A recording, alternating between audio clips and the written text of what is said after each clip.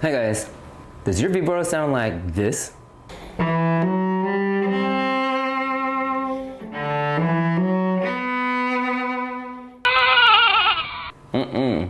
Our cello ain't no goat.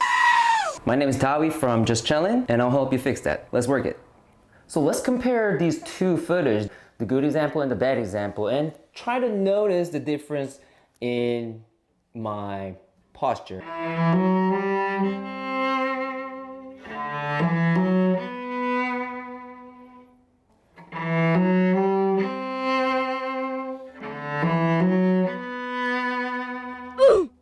From the bad example, you notice that my elbow is a lot higher than when I started,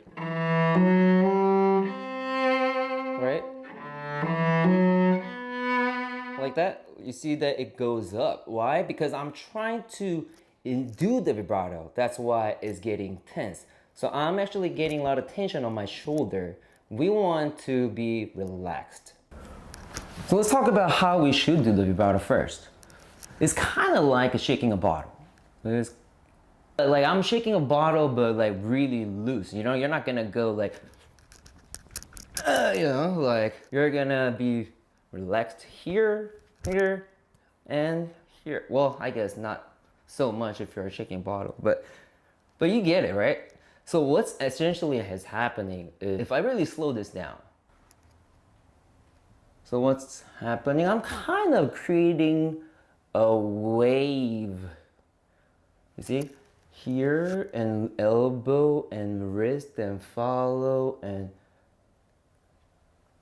continuous motion. So it's not just single down, single up. It has to be continuous and flow. So when I did the disc motion, you notice it's not just my wrist moving, it's not just my elbow controlling, is starting from here. It's not moving much, but it's starting from here, and this is moving, waving out through my hand.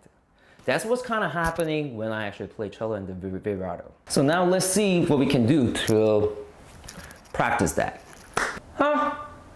Okay. So we're actually not going to use our bow, and we're going to start on the G string, and I'm going to set my tempo at 69. Let me demonstrate first. 1, 2, 3, 4.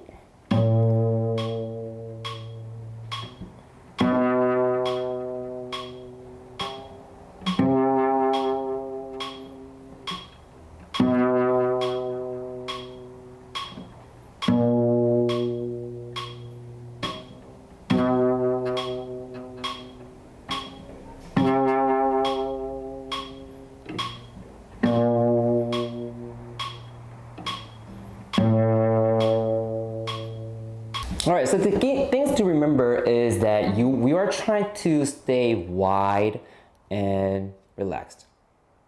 So don't try to make like crazy vibrato. I don't need you to do that.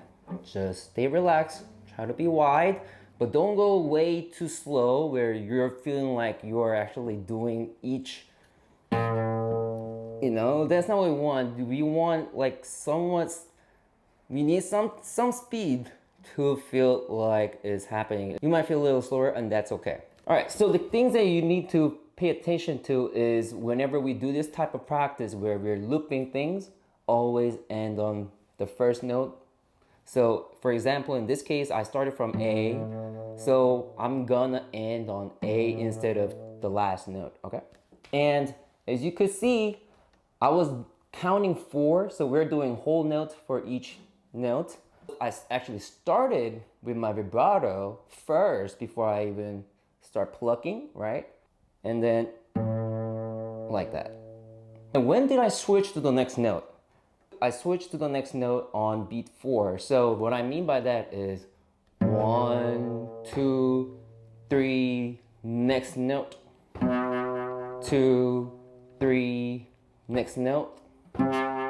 2, 3, next note. 2, 3, next note. 2, 3, next note.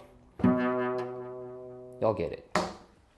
What we want to do is we want to be comfortable and be continuous. So the way to think about it is, instead of you are starting vibrato on each note every time you do it, as you can tell, I'm actually doing it beforehand. So think of it this way. You are doing the vibrato first and then putting notes onto them. Or just you're doing the vibrato, you're holding the vibrato, and you're just changing the notes in between. Okay? So that's why I started with the vibrato. And all I'm doing is, as I'm doing, I'm just plucking. Okay, and so as the next note, I switch continuously, and then when I was ready, I just plucked it. That's how I want you guys to practice. Once you get used to that, we can actually add a bow. You can gradually speed up the tempo as well. And then you can switch the string to different strings. I recommend starting from G string, and then D string, and then A, and then C. But when you go over there to the A string, it's gonna sound like.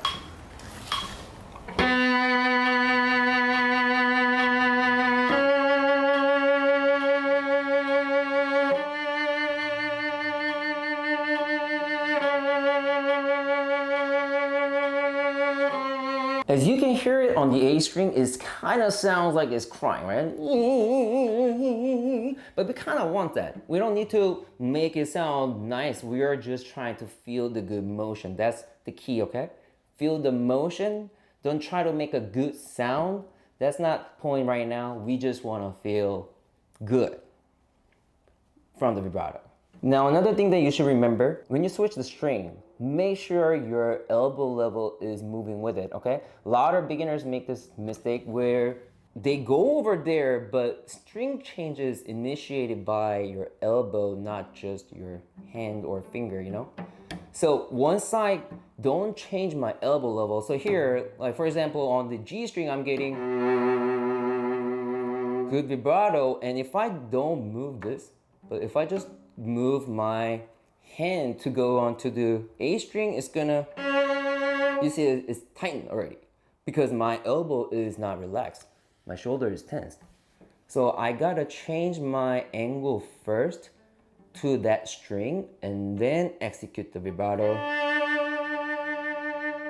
So yeah, go by each string, know your elbow level, make sure you know your elbow level. And I do recommend doing this more often rather than having it like for a long period of time, which could be helpful, but we're trying to build a habit here so that we can do them without us like actually trying to do it. It will just like, it has to come out naturally. So we gotta build a habit. So doing more often will be more efficient. I hope this practice material and these tips was helpful to making your vibrato sounding more natural. If you guys found it helpful, please like and subscribe and comment any question. I'll try my best to respond to that as soon as possible. This was Tavi from Just Chillin', and I'll see you guys next time. Take it easy. Peace.